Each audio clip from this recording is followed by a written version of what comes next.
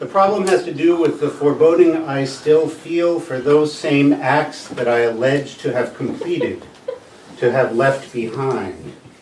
The rupture, it appears, between my image of, my reverence for, a series of events I've claimed concluded, and the accompanying announcement of that imminent catharsis as though it had preceded all the rest by its design. Yes, yes, you say, what of it?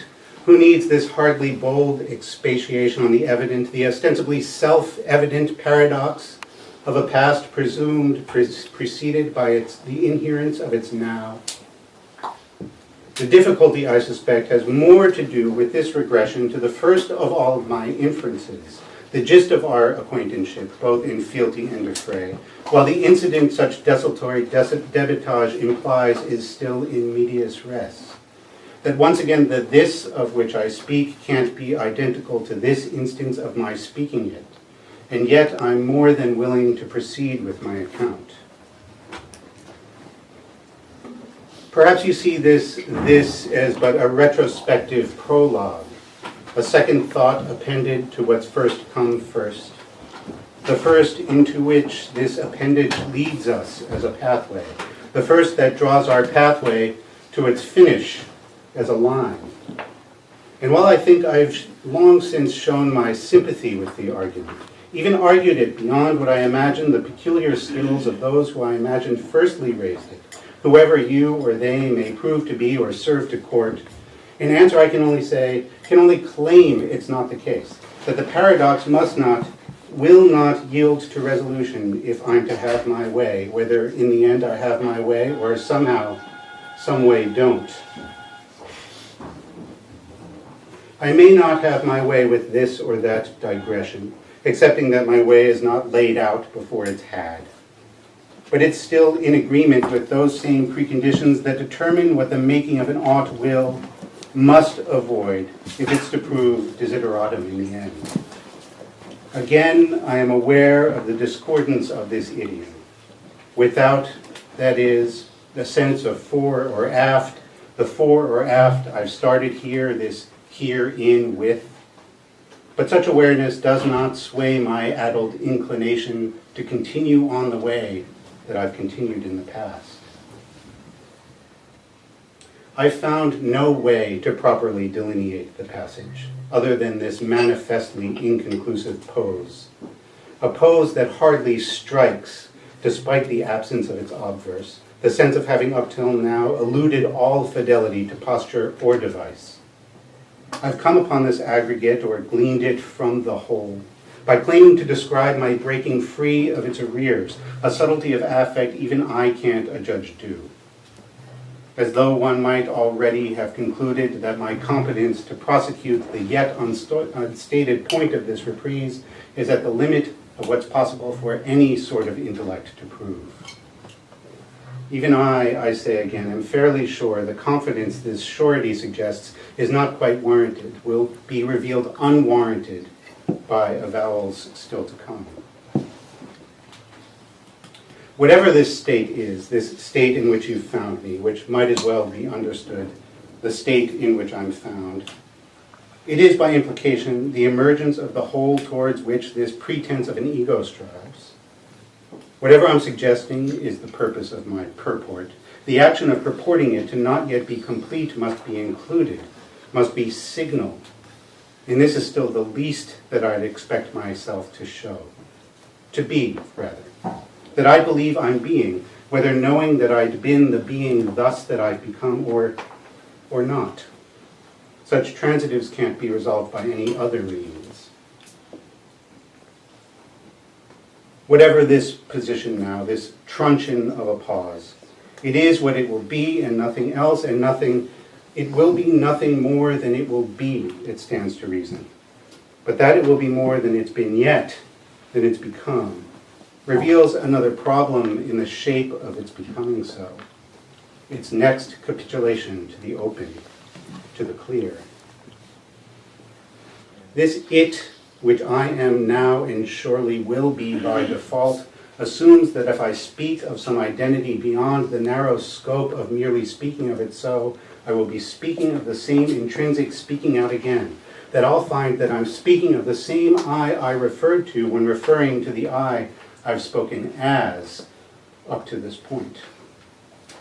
Such a spastic torpor can't help but to usurp the soon-to-seem invariable accidents of agency, despite the self-same difference, the insuperable exclusion of what I'm speaking of from what I speak of through, by which I mean the I seem to point to with the same portentous whimsy I employ in the apparent speaking out I'm speaking now. Let us say, for the sake of argument, for the sake of all it's worth, let us say that we've conceived of no such grand distemper, and so have leaving off, without a thought to this delay, to the trouble this excursus is attempting to elude, if not yet resolve into a ready aim. If I were to here suggest that what will happen next, or at the least, and rather, what events that, having happened, I'll soon narrate to an otherwise inconsequent assent. If I were to here address the preface that sits for this ever tractable look back, as though I've always known how it will turn out, so presuming the existence of the addressee that you have quite surprisingly, and with the embarrassment I might add, most usually attendant to such ill-apportioned and impossible wants, allowed yourself to seem almost to act. Should the telling of the tale in some way come to rule or decidedly affect the substance or the nature of that turning, then the moment of transition from account to mere performative will be signaled by the shift in the character of said terminus, or the telling of it as. Should it come to the fore that this very act of coming to the fore plays any role at all in the resumption of my purpose, the fulfillment of my ends, and so the promise to move on, then I would grant no quarter to those abstract insubordinates, an ideal that I have not yet pursued or framed as cause. In the absence of a way to fully demonstrate my point, I'd justify its discharge by dint of the same instrument that's led me to accept the imposition of objections from the auditor, objections I've already raised myself. What I'm trying to say is, I expect you found yourself beset by such chafing deportment many times before our meeting at this amicable stand, and so I ought not need continue the portrayal of the state I think you're more or less most suited to live in. But I've come to accept that supposition of the kind oft proves imprudent, which in this instance is more than likely equal to untrue. In this instance indicates the premise is untrue, and as such seems an impulse quite imprudent to engage. So how, you want to know, have I achieved this grand assize?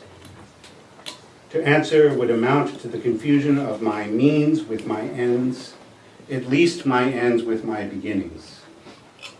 I suppose I'm only willing to suppose your acquiescence. I only here make mention of your willingness to suppose such wrenching suppliance in me at this first pass through, in order to allay the damp of those for whom it seems a second nature, that they might come to tolerate the repetition of implicit terms. So, what I'm trying to say, to prove, is that one can still rightly minimize, still sacrifice, the moment of confusion that's coerced this wayward turn. The moment that's confused me by compelling such contradictory ends. One need but think the guarantee by which I introduced myself mistaken, a fault that, understood as such, ought have no further impact on this tittle of carousing goes. Thanks.